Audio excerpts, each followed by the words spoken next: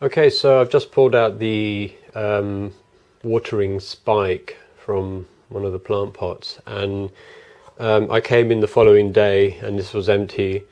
So I'm just going to assume that this volume of liquid takes about 24 hours or maybe 15 hours really to empty.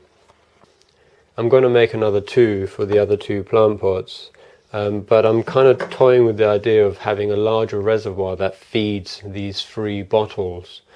So while you watch me make the other 2 spike bottles, and in case you haven't watched the previous video, I'm using corking nozzles to do this, I'll explain how I might make and attach the larger reservoir.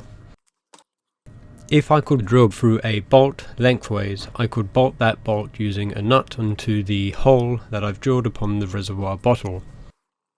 Rubber washers on either side will keep the bolt from leaking, and I could bolt or tap a fitting onto the protruding end.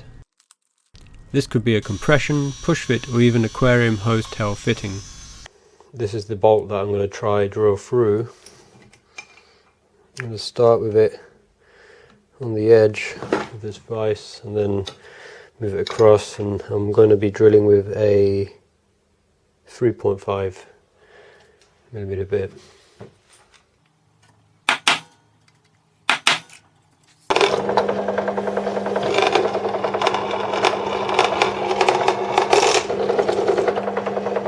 No!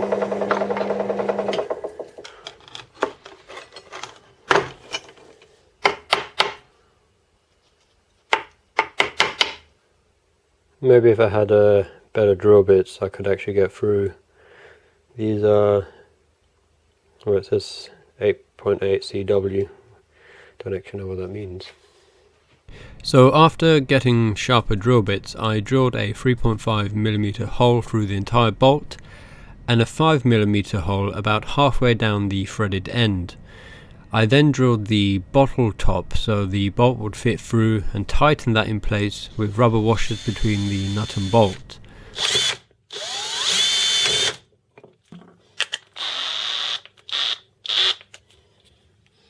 The 5mm opening fitted an aquarium air valve perfectly, which will regulate the water feed.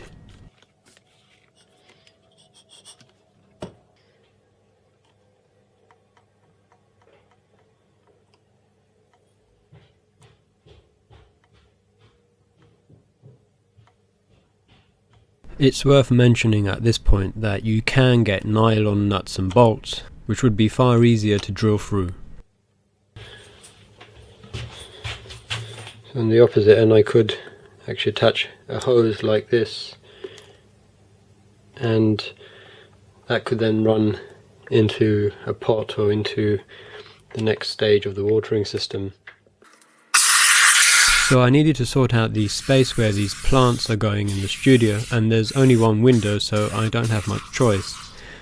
The window was pretty hastily installed before my time, and when I had a look at it I realised it had some massive gaps between the frame and brickwork, so I filled those up with expandable and went about building a fitted table for the plants. It's going to be pretty high and have plenty of room underneath for storage. To say this corner is a little awkward is an understatement, as nothing is straight and the walls are still a little damp. But this is a rented space which we've got at peppercorn rates, so I'm not complaining. The sides were fastened to the wall using raw plugs, and I lined up the cross pieces between them, marking them from the underside and cutting and pocket drilling into place. The pocket hole technique, according to Wikipedia, has its roots in ancient Egypt, where the angle of the pilot hole is exactly the same as the slope of a pyramid. For the top I used a scrap bit of ply that had some cement mixed on it, which is why I'm using a handsaw. Feel my pain.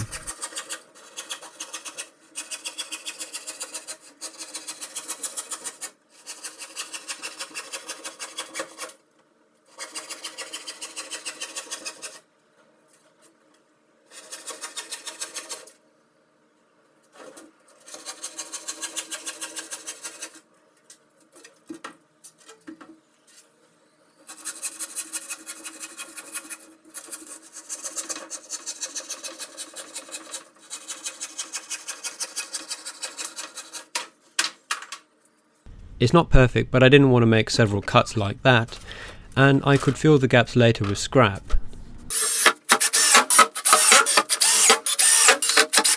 Okay, so I still need to cut the expandable foam away from the edge of this window frame, but I kind of like the way it looks. It's just bulging out like some monster trying to get in from the outside. The nice thing about terracotta pots is you can touch the pot and you can tell how damp the soil is. You can kind of feel it. This one is still a little bit dry, as with this one here. It's just not really coming out. The spike drip system is a little unpredictable, possibly because the soil is not deep enough in the other two pots, but I've also not drilled any holes in the bottle to allow for air to enter. I'm going to save the drip feed valve for another video, and I'll leave a link here for when that's uploaded. Thanks for watching, and remember, woodworking begins with plants. If it wasn't for plants, there'd be no woodworking.